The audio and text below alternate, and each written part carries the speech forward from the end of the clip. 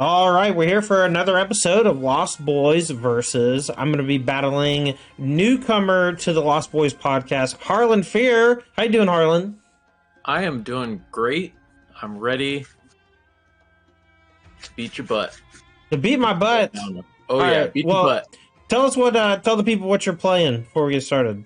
I am playing Amethyst Steel like mid-range, kind of control-y. You play to the board, you have a lot of card advantage, and you just try and play a little bit longer of a game and go a little bit bigger than your opponent and mush them. All right, I'm going to be fighting you with my Sapphire Emerald ramp tempo deck. I'm going to be playing Mickey Mouse to ramp a little bit with some bounce effects. We'll see how that works. I know that your card advantage might be a little too much for me to handle, but I got a little card advantage of my own. So I'm going to lean on mulliganing my non-inkables pretty aggressively, except for Mickey Mouse Detective, because I have a lot of uninkables in my deck. More than I care to admit. I don't know. I might have you on a run for your money. I have 16 in this build. That's a lot. Good. Yeah, I have quite a few. I'm going to ink my Captain Hook on turn 1 since I'm on the play. Alright, well, because he didn't play one drop, I don't think I need to do anything. I'm going to start with inking Tinkerbell, though. Here we go. Alrighty. Well, I am going to ink a Tink. Small Tink. Ink a Tink! Prince Eric. Yeah, he's a pretty good challenger, so I hear. Yeah, I definitely like when I'm on the play skipping my one drops. Just to, keep a robust number of cards in my hand for later. I like using them really defensively in some decks, and in other decks I like using them really aggressively when I have big refreshers like 6 cost Stitch and Stitch Rockstar and Whole New World. Tinkerbell, oh my. Another Tink.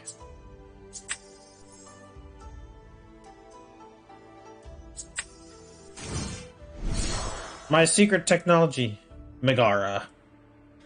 Oh, it's so good. It's pretty good. My turn's going to be much better, though, unfortunately. Yeah, it's going to squish me, I'm sure.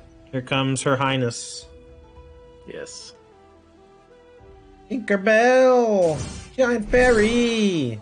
Splish! And you get the quest. Oh, you get the quest too? That's gross. Oh, yeah. I do think Meg is really good, though. The Megara you played. Oh, yeah, she's great. I think that card's underrated. We'll get us an ink with a Mickey. Mouse. Alright, now we're going to enter to the late stages of the game, where I think my deck is probably going to beat his butt. We'll see, though. Maybe not. I'm the butt beater. The butt beater? I don't think you need to admit that in public. But... Alright. Alright, we're off to an early lead on board presence and on lore. Alright, I'm gonna go Mickey Detective. And I'm gonna Mother Knows Best. Ooh, I get them both back. Let's go. Actually, maybe I shouldn't do that. Yeah, that's like one of the downsides about specifically the Tinkerbell shifting is that when you pick it up, I get the ink back to just play my big Tink again. Let's do it. Have your ink. I think I'm gonna run out of stuff way too fast. Yeah, I think that's one of the advantages of how this deck is constructed a little bit better than Ruby Amethyst is that all my threats are truly threats. I don't have like a Maui that can't quest. Yeah, that's fair. Alrighty. So now, another big thing that I've really been leaning on is against decks that aren't Ruby, they don't have sweepers, so I can just go as wide and as tall as I want to. Oh, yeah. Alright, well, guess we'll hit Ursula. To the inkwell you go. I guess I won't quest, because if I quest, Tinkerbell squishes my whole side of the board. Yeah, unfortunately, we are at the point in the game where I am also a ramp deck. No! I'm Tap you. Elsa Tinkerbell is dirty. So you've been playing this deck a bunch, right? This is like a relatively unknown deck, though. Yeah, I think it somebody did well with a build kind of like this in one of the various 1Ks that have been happening. Yeah. This specific 60 is definitely my take on the archetype, but I've been really, really, really happy with it. Okay. I accidentally right-clicked and it canceled my ability, so I'm just gonna concede. Okay. I don't my think I was hand gonna win anyway. pretty So. stacked there still. I'm gonna play this game a bit different than last game. I'm gonna try to get onto you. I'm gonna get really aggressive. I'm gonna keep this hand. Ready. Just gonna get rid of my non-inkables. Alright, I don't think we'll ever need 2 goons, so we'll ink a goon, play a goon. Yep. Alrighty. I am in a similar spot where I'm gonna ink a hook to play a hook. And that's one of the things I really like about this deck too, is that I don't have to play goons. I get to play Captain Hook, which gets to trade up into things like Simba, and lets me go a little bit longer, even with my early game cards. I feel you. I love Hook. I play, like, I don't know. Every steel deck I have has 4 hooks. Oh Just yeah, challenge Hook Simba. is a really good card. Bust them up good. I'm gonna trade off, play my Eric. No, don't do that. One of the quirky things about Lorcana that I love most is that the challenger mechanic is almost like Defender from Magic. Yeah. You'd think it'd be an aggressive ability, but it's really defensive. Alrighty, let's ink this Elsa. And play our Tinkerbell. And no challenge. Makes sense. Alright. Yeah, unfortunately, Prince Eric isn't very good at questing. I'll draw a Genie. Play a Meggie over here since you didn't quest. That's the thing. I think playing around stuff like Meg is just like too easy. Too easy. I wasn't even playing around Meg there. It specifically was just that if I had quested with my Eric, he would have died to your Flounder and Mickey, and then both your things would have been alive. True. Which if I had a big tank in my hand here, I may have done that just to give me the old wrap around. Yeah, but I didn't have it, so that wasn't really a consideration for me. But we will be getting rid of a Prince Eric to the ink pool. The inkwell, sir. No, it's the pool. It's the inkwell. It's literally inkwell. Alright, Genie on the job. Get this Mickey back in the hand. And I'm just gonna say go. I think questing is loose. Yeah, in this game, we're feeling that Todd was on the play and had the ramp effect with the Mickey, where last game I was on the play, so you were just getting back to parity, basically. Right. I don't think... do I have a good challenge here? Or a good option with the Tinkerbell. Could have her get 8 by Genie. That's what I'm hoping for. Leave them up. My deck.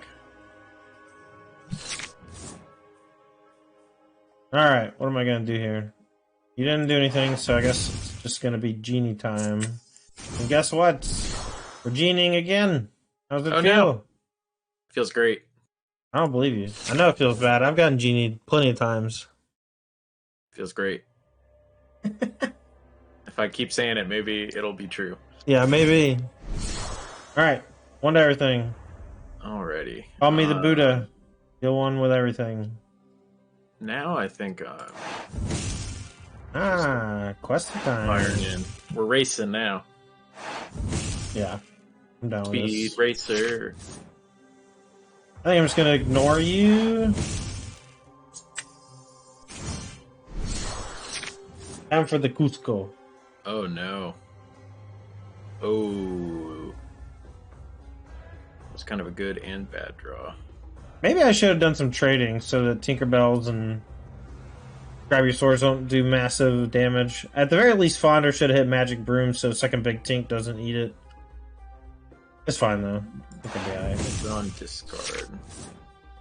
Gonna discard.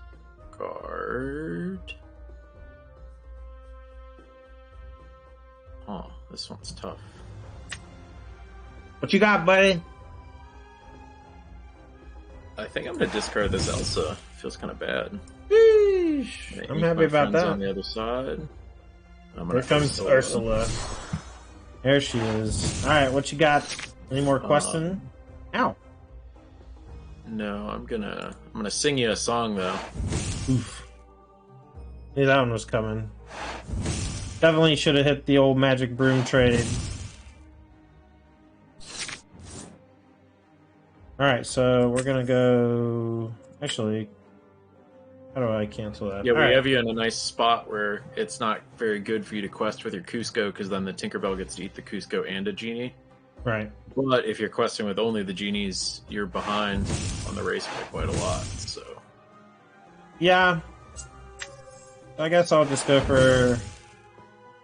Let go on Ursula. Mm-hmm. Mm-hmm.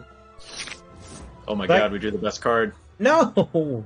Best possible. Another sword? No, another tink. Sword would have been better. Kill your two best cards. That sucks. And then I'm just gonna quest it up here. Too much damage to my characters.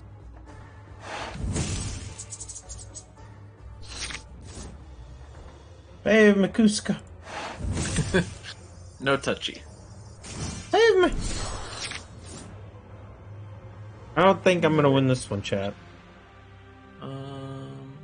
Let's start by singing a Friends on the Other Side. Then I'll play a Maleficent. Draw a card. Put in a pocket watch. Stop! He's already dead. Trade with the Cusco. Alright, how do I quit? I'm out of here. Alright, so first match goes to Harlan 2-0. My Sapphire Emerald deck, really suffers from Tinkerbell, I don't know, Tinkerbellophobia, I guess. Just the constant barrage of smushing all of my characters. Yeah, I think it's the bounce effects especially struggle with Tinkerbell, Ursula, and Elsa, which are all my primary threats because they all have come into play effects and they're all big threats to begin with. Yeah, no, it seems great. I really like the AoE, the area of effect damages that you have with Grab Your Sword and Tinkerbell Giant Fairy. I think it's great against the more aggressive decks in the format, but it's also just pretty good against kind of the more mid-rangey stuff too, because they're very combat-oriented, and so you punish them for challenging, you punish them for questing, because Big Tinkerbell really just squishes your opponent whenever they decide to exert their character in any way. Yeah, exactly.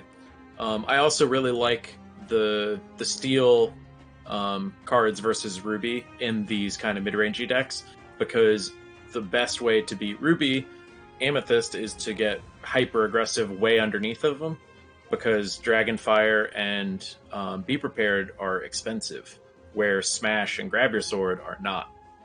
So it makes it a lot easier to stay on pace with them. All right, cool. Well, that was the first run with your Amethyst and Steel deck, beating the crap out of my Emerald Sapphire deck. But that's going to do it for this episode of Lost Boys Versus. Thank you so much for watching. Big shout out to our sponsors, Games and Comics Paradise out of Fairfax, Virginia. They're a gaming TCG store. You can check out gcparadise.com for all your TCG related needs. Thank you so much to them for sponsoring the Lost Boys podcast. For Harlan Fair, I'm Tandy, and we'll see you next time.